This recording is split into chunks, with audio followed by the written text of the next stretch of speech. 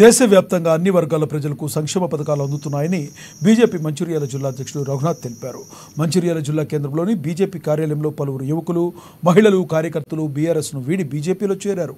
మోడీ ప్రధాని కావాలని ప్రజలందరూ కోరుకుంటున్నారని రఘునాథ్ తెలిపారు.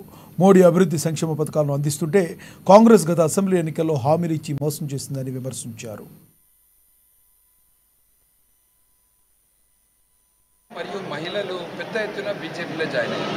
వాళ్ళందరూ కూడా కేవలం నరేంద్ర మోదీ గారిని మళ్ళొక్కసారి ప్రధానమంత్రిగా చూడాలి, నరేంద్ర మోదీ గారిని ప్రధానమంత్రి చేయడానికి పెద్దపల్లి పార్లమెంట్ నుంచి బీజేపీ అభ్యర్థిని గెలిపించాలి, కొమాస శ్రీనివాస్ గారిని గెలిపించాలి. ఎందుకంటే ఇవాళ నరేంద్ర మోదీ గారి అంటే వారు అభివృద్ధి, దేశమంతా ఇవాళ అభివృద్ధి జరుగుతుంది.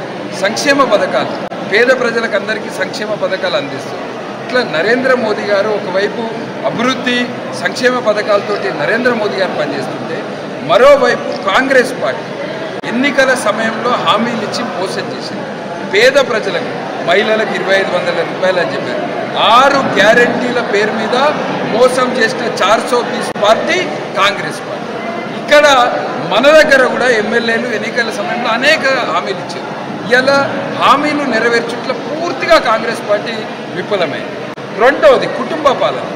ఇదే జిల్లాలో ఒకటే కుటుంబానికి చెందిన ఇద్దరు ఇప్పటికే ఎమ్మెల్యేలు ఉన్నారు.